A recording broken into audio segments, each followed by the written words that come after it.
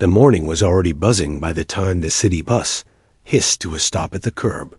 People streamed in and out of the courthouse entrance, lawyers in tailored suits adjusting their ties, aides clutching overstuffed binders, and reporters jockeying for position with their cameras ready. Amid all the noise, one man stepped down from the bus with an almost disarming quietness. He wore a modest charcoal suit, plain shoes that had been polished but showed the wear of long use, and in his hand he carried only a single folder. No entourage trailed behind him. No bodyguards cut a path through the crowd. He blended so seamlessly into the ordinary tide of pedestrians that for a moment he seemed almost invisible. The bus driver leaned against the open door, watching the man descend the steps. There was something unhurried about him, something almost serene. His movements were efficient, deliberate, as though he knew exactly where to place his feet and how to hold himself. Unlike the other passengers who rushed past, this man paused for half a second to thank the driver with a simple nod and a low, "Appreciate the ride." The words weren't delivered with any pomp, but they carried a weight that made the driver smile faintly. In a job where people rarely noticed you, the courtesy lingered. The man adjusted the folder in his grip and started toward the courthouse. His stride was unassuming, shoulders square but not rigid, and though the driver couldn't quite put his finger on it, there was a quiet steadiness about him. He didn't walk like the lawyers with their rehearsed authority or the reporters with their restless hunger. He walked like someone who had nothing to prove, like the sidewalk belonged to him simply because he had chosen to step onto it. Cars began pulling up to the courthouse steps, sleek black sedans and luxury SUVs that disgorged men and women dressed to impress. Flashes from cameras popped as soon as the doors opened. The names of well-known attorneys shouted into the morning air. Compared to that display, the solitary man with his plain folder looked almost out of place, as if he had wandered into the wrong story. Yet he kept going, unaffected by the parade of wealth and showmanship surrounding him. The driver watched, curiosity piqued. Something about this stranger tugged at the edges of recognition. It wasn't the face the driver couldn't recall seeing him in person before, but the calm, the way he seemed so comfortable without ornament or spectacle, that struck him. Most people arriving here wanted to be noticed, wanted to dominate the scene. This man appeared entirely content to let the moment pass him by. He paused once at the foot of the courthouse steps, glancing up at the tall pillars rising into the pale morning sky. The folder in his hand seemed oddly fragile compared to the grandeur of the building. For a fleeting instant, the driver wondered if the man might turn away, second-guessing his decision to enter such an imposing place alone. But he didn't. He squared his shoulders slightly, took the first step, and began climbing without hesitation. It wasn't until one of the reporters, half-turned from another interview, caught sight of him that the driver understood who he was looking at. The reporter's voice faltered mid-sentence, eyes widening. Cameras whipped toward the man in the modest suit. A ripple went through the crowd, surprise first, then excitement, then disbelief. The name leapt from whispered lips to loud exclamations. Elon Musk. The bus driver straightened at once, heart jolting. He had seen headlines, heard debates about rockets, electric cars, and dreams of other worlds, but none of those images matched the unassuming figure who had stepped off his bus. No cameras had followed him here. No convoy of vehicles had announced his arrival. Just a single man, alone carrying a folder, moving toward the courthouse with quiet dignity. The driver's admiration deepened in that moment. Fame usually announced itself with noise and glitter, but this man seemed to prefer the opposite anonymity, humility. As the shouts of photographers began to swell and the first camera flashes burst against the morning light, Elon Musk kept walking with the same calm pace he had carried from the bus stop, as though the chaos simply didn't touch him. For the driver, The image was unforgettable. Genius dressed in simplicity, power cloaked in modesty, stepping alone into the halls of judgment. The courthouse lobby was a cavern of marble and echoes. The polished floor reflected the morning light streaming in through tall glass doors, while the security scanners hummed steadily in the background.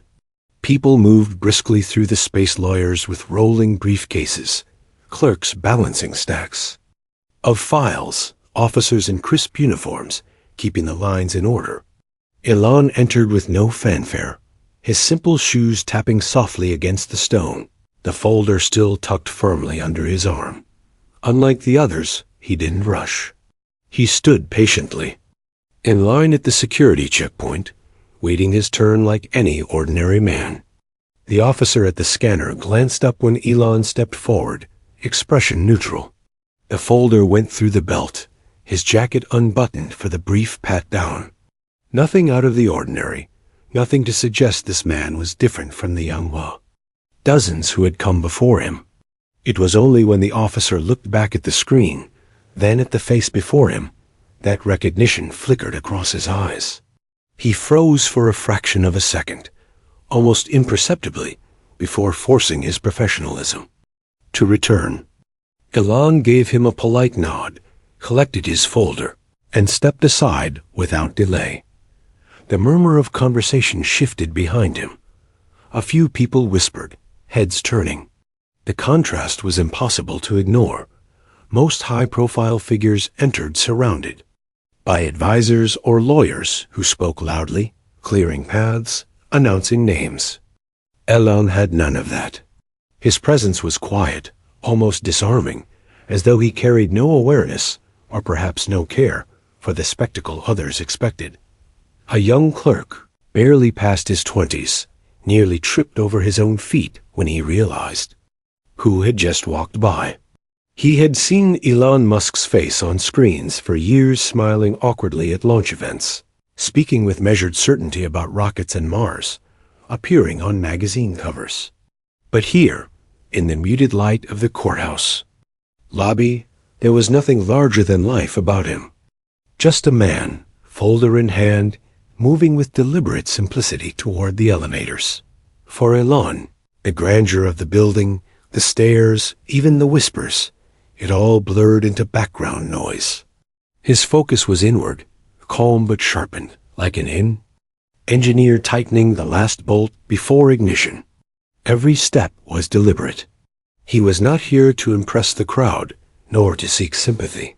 The folder held the arguments he had spent nights assembling, written in his own hand, each page a distillation of thought, evidence, and clarity. He could have relied on the most expensive legal team in the country, but that wasn't why he had come this way. He needed even, to face this moment as himself unshielded, UNEMBELLISHED. When the elevator doors slid open, a surge of lawyers and aides rushed inside, filling it with chatter and perfume and the faint shuffle of papers. Elon waited, letting them go, unbothered by the delay. When the next elevator arrived, nearly empty, he stepped in alone. The ride was quiet, punctuated only by the low hum of the machinery. He watched the floor numbers climb steadily upward, hands resting lightly on the folder, as though it was both shield and anchor. On the 12th floor, the doors opened to a narrower corridor, lined with benches and hushed voices. Here, the atmosphere shifted, less bustle, more anticipation. The weight of judgment lingered in the air, heavy as stone. Reporters sat clustered in groups, notebooks ready, eyes darting every time the elevator chimed. As Elon stepped out, heads turned again. A ripple of silence spread, followed by the frantic scratching of pens. Still, he moved with the same steady calm. Past the benches, past the watching eyes, toward the double doors of the courtroom. There was no rush in his step, no flinch in his gaze. He placed his hand against the cool brass handle, drew a quiet breath, and pushed forward into the chamber where his presence would soon eclipse the quiet way he had arrived. The clerk nearest The door whispered under his breath, almost reverently, "He came alone." And the phrase passed from one onlooker to the next like a current, shaping the moment even before Elon Musk spoke a single word. The courtroom was a cathedral of authority, wood-paneled walls stretching high with carved patterns that seemed to whisper of decades of verdicts, decades of power wielded through words. The judge's bench loomed at the far end, an elevated island of stern neutrality. Long rows of pew-like benches held spectators, reporters scribbling furiously, and a handful of curious onlookers who had slipped in simply because they'd heard something unusual was about to unfold. Elon Musk entered without ceremony. The doors shut quietly behind him, muting the buzz of the hallway, and for a brief instant the room seemed to pause. It wasn't silence. It was more subtle than that. Conversation softened, chairs creaked more faintly, the shuffle of papers slowed. People expected a spectacle, a procession of lawyers in tailored suits, perhaps an entourage of advisors carrying stacks of documents. Instead, here was one man in a plain suit, holding nothing but a single folder. He walked toward the defendants' table as if it were any other meeting room, placing the folder gently on the polished surface before taking his seat. His movements carried none of the bravado others wielded like weapons in such a place. He sat straight, but not rigid, present, but not defensive. At the prosecutor's table, a team of attorneys shifted in their chairs, whispering hurriedly to one another. They had prepared for a battle against an army of high-priced legal minds, a wall of defense strategies and counter-arguments. Instead, Elon's choice unsettled them more than they cared to admit. One of them, a seasoned litigator with silver at his temples, leaned back slightly, eyes narrowing. He had faced titans of industry before, but never like this. The judge entered a moment later, robe flowing, her gavel striking once. The sound echoed with finality, commanding the room back to order. She glanced across the chamber, her eyes falling, naturally on the familiar crowd of prosecutors. Then shifting to the defense side and pausing Mr. Musk, she said, her tone measured but edged with curiosity, "I was informed you would be representing yourself today?" Elon stood slowly, buttoning his modest jacket. "That's correct, Your Honor," he said. His voice was calm, deliberate, carrying across the chamber without strain. "I've reviewed the case thoroughly. I believe I can present my position more directly than any representative might." A stir went through the courtroom. Reporters scribbled faster. Cameras clicked like distant thunder. The prosecutors exchanged glances that tried to mask surprise, though the tension in their shoulders betrayed them. The judge regarded him for a long moment. "You understand the risk in doing so?" "I do," Elon answered, unflinching. "But risk is not unfamiliar to me. In fact, I'd say it's part of why we're here." The judge's gaze lingered, then softened into something unreadable. She gave a slight nod. "Very well, the court will proceed." As Elon sat again, the room seemed to lean closer, as if pulled by gravity toward his composure. He opened the folder at last, revealing handwritten notes in neat, precise lines. Not typed briefs, not glossy exhibits, just the mark of a man who had spent long nights distilling thought into ink. The lead prosecutor rose, his voice loud, meant to dominate. He launched into opening statements filled with carefully polished rhetoric, accusations, and the weight of law. But as he spoke, something curious happened. Eyes began to wander back to Elon, not because the prosecutor lacked skill his words carried weight, but because the contrast was stark. Where the attorneys wielded theatrics, Elon radiated stillness. Court stenographer kept her keys moving, but even she stole glances at him, as though waiting for when he would finally speak. The spectators, the reporters, even some jurors shifted, their anticipation slowly drawn toward the quiet man with the folder. When the prosecutor finally sat, confident in his opening salvo, The judge turned. "Mr. Musk, would you care to respond?" At this time, Elon rose once more, and this time the silence was total. Every throat seemed to hold its breath. He placed one hand on the folder, the other resting lightly against the table, and looked at the jury with unhurried calm. His words had not yet left his lips, and already the room sensed that what he was about to say would not follow the expected script. Elon let the silence linger a moment longer, his gaze steady on the jurors before him. 12 pairs of eyes watched him, waiting for the familiar rhythm of legal jargon, the rehearsed cadence of a trained attorney. But when he finally spoke, his voice was nothing like that. It was simple, unpolished, human. "I'm not a lawyer," he began. The admission was plain, almost startling in its honesty. A ripple passed through the spectators. A few reporters glanced at one another, pens hovering in disbelief. "I didn't spend years learning the craft of persuasion. I don't have a team behind me, whispering strategies. What I do have," he lifted the thin folder slightly, "are facts. Facts written down by my own hand. And my belief that the truth doesn't need theatrics to stand." He set the folder back down with deliberate care and rested both hands on the table, leaning forward just enough to close the space between himself and the jury. "You'll hear many arguments in this courtroom. Some will sound convincing. Some may even sound overwhelming. But I ask you to remember something simple. Truth is often quiet. It doesn't need to shout to be real." For a moment, no one moved. The prosecutors, caught mid-scribble, froze with pens in the air. The judge studied him with an unreadable expression, her lips pressed together as though she herself were weighing the impact of his words. The stenographer's keys clicked steadily, but even her eyes flickered up briefly, drawn to the cadence. That was at once unpolished and utterly compelling. One juror, a middle-aged woman in a dark sweater, felt her shoulders relax. She didn't even realize it until that instant. Something in his tone reminded her of someone explaining a complicated idea, not to impress, but to be understood.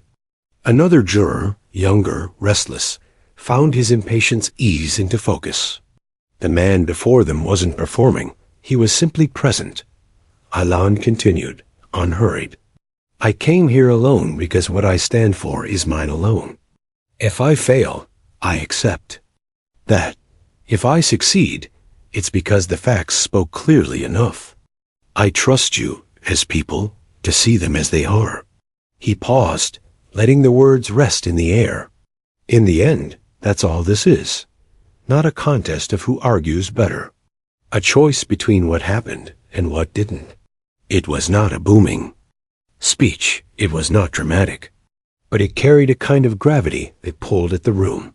The reporters, sensing the weight of the moment, scribbled furiously, their shorthand struggling to keep pace. The prosecutors shifted uncomfortably. The force of their carefully crafted arguments suddenly diminished against the raw, quiet honesty in Elon's approach. The judge inclined her head. "You may proceed with your presentation, Mr. Musk." Elon nodded once and opened the folder, sliding out the first page, a sheet filled with precise lines of handwriting, numbers and margins, a sketch of a system drawn with the clarity of an engineer. He held it up briefly, not as evidence to dazzle, but as a visual reminder. This was his work, his hand, his truth. And as he began to explain, not in the legalese of attorneys, but in the straightforward language of a man who had spent his life building, testing, failing, and building again, the jurors leaned forward. The courtroom, accustomed to polished rhetoric, found itself caught instead in the unexpected magnetism of simplicity. By the time Elon set the first sheet down and prepared the next, a quiet realization had settled over many in the room. This trial would not unfold as anyone expected. The man in the modest suit with the single folder was not here to play their game. He was here to redefine it. The prosecutor rose again, his chair scraping loudly against the polished floor. The sound was sharper than intended, a small betrayal of his irritation. He adjusted his tie with a practiced flick and stepped toward the jury box, his voice rising with the authority of someone used to commanding rooms. "Ladies and gentlemen of the jury," he began, pacing with heavy steps, "you've just heard Mr. Musk tell you that truth is simple. But don't be misled. Cases like this are not simple. They are complicated. They are tangled webs of contracts, intentions, and consequences." He leaned forward slightly, lowering his tone to a grave murmur. "And when webs are spun, people can get trapped." His words were polished, his delivery confident, yet as he spoke, several jurors' eyes wandered back toward Elon. The quiet figure at the defense table sat with hands folded loosely over his notes, posture straight, gaze calm. He did not fidget, did not write rebuttals in haste, did not show even the faintest flicker of unease. The prosecutor noticed this. The steadiness gnawed at him. He slammed a thick binder onto the evidence stand, flipping pages with sharp gestures. "We have documents, we have correspondences, we have testimony that will show Mr. Musk engaged in reckless behavior that endangered not only his own projects, but the trust of those who believed in him." He shot a glance toward Elon, expecting a reaction, a twitch of defiance, or the tightening of a jaw. But Elon only tilted his head slightly, like a man examining a piece of machinery whose parts he already understood. The prosecutor pressed harder. "This man," he said, pointing directly at Elon, "wants you to believe he is a visionary misunderstood. But behind the curtain of grand ideas are mistakes, dangerous mistakes." The judge's gavel tapped once in quiet warning. "Stick to the facts, counselor." "Yes, Your Honor." The prosecutor cleared his throat, then tried a different angle. He paced slower, lowering his tone as if confiding in the jury. "He came here alone, without counsel, without advisors. Some might call that humility. I call it arrogance. Arrogance to think he's above the process, above the law." This time, a murmur stirred among the spectators. The word arrogance clung to the air. For a moment, it seemed the prosecutor had found a foothold. Reporters scribbled furiously, pens scratching the page. But then Elon stood. He didn't wait to be prompted. He simply rose, folder in hand, and the judge, surprised but curious, nodded for him to speak. He walked slowly toward the jury, the folder tucked lightly under his arm. His voice was soft, yet it carried, every word measured. "I didn't come here without lawyers, because I believe I'm above the law. I came here because I believe I'm subject to it, just like anyone else. If a man in my position hides behind a wall of attorneys, what does that say about the law itself? That it bends only to those who can afford it?" He paused, scanning their faces. "I trust this process enough to stand in it alone. That isn't arrogance. That's faith." The jurors sat motionless, eyes locked on him. The prosecutor shifted uncomfortably, his binder of documents suddenly feeling heavier in his hands. Elon continued, gesturing toward the stack of binders on the prosecution's desk. "They have mountains of paper, but paper isn't truth. Truth is whether rockets fly or fall. Truth is whether promises are kept. Truth is whether actions match words." He tapped the folder he carried. "I've written everything you need to see here. My handwriting, my calculations, my decisions. Nothing more, nothing less." Silence settled once more over the room, the kind of silence that was louder than any speech. Elon inclined his head politely toward the judge, then returned to his seat. The prosecutor remained standing, binder open, but for the first time his practiced words faltered. The narrative he had prepared no longer seemed unshakable. The tide in the room had shifted, and everyone felt it. The judge leaned forward slightly, her hands folded neatly on the bench. She had seen countless defendants in her years, some trembling, some enraged, others rehearsed by lawyers into lifeless puppets. Elon Musk was none of these. His composure was not the practiced stillness of someone coached for court, but the quiet steadiness of a man who lived with storms and learned how not to flinch. It intrigued her, and she allowed herself to break her usual reserve. "Mr. Musk," she said, her tone even but edged with curiosity, "you've spoken of truth, of faith in the process, of your calculations. But law is not only about ideas. It is about consequences. Do you understand the consequences if this jury does not believe you?" Every eye in the courtroom shifted back to him. Elon rose once more, the folder pressed lightly against his palm. He didn't look shaken. He looked as though he had been waiting for this very question. "Yes, Your Honor," he said, his voice low but clear. "I understand consequences better than most. I've built rockets that fail in fire before they rise to the sky. I've risked fortunes on ideas others called impossible.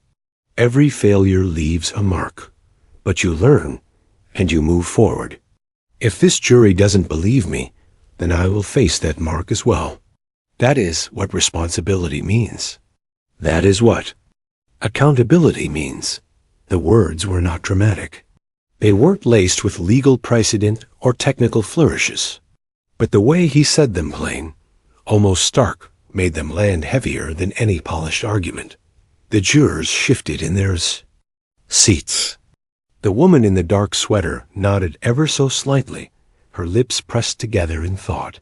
The younger juror who had been restless earlier leaned forward now, chin resting on his hand. They were no longer just observing. They were listening. The judge studied him for a moment longer. "And you truly believe your calculations, your notes, your explanations," she gestured toward the single folder, dwarfed by the prosecution's mountain of binders, "are enough?" Elon glanced down at the folder, then back up at her, his expression calm. "They're all I have, Your Honor, but they're also everything. The truth doesn't multiply by weight. One sheet of paper can be more valuable than 1,000 if it carries what is real." The room was still. Even the prosecutors, who had been eager to pounce on any misstep, sat momentarily muted by the simplicity of the reply. The judge's gaze lingered, then softened almost imperceptibly. "Very well, Mr. Musk, proceed." When he returned to his seat, a quiet energy rippled through the chamber. It wasn't applause, it wasn't even verbal, but it was there, a shift in the way the jurors' eyes followed him, a subtle tilt in the mood of the spectators.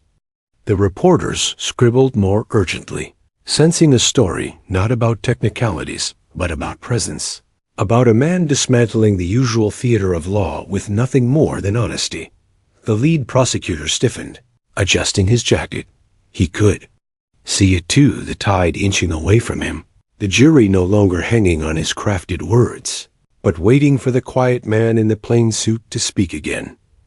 And as the judge called for a brief recess, the hum of the courtroom swelled. Reporters whispered, pens clattered, spectators murmured. But through it all, Elon remained exactly as he had entered, calm, steady, unshaken. A man carrying only a folder, yet somehow carrying the room with him. The recess ended with the same low murmur of voices, but when the bailiff called the court back to order, the room seemed to settle more quickly than before. There was a sense of anticipation now, as though everyone understood that what came next would decide more than the technical outcome of a trial.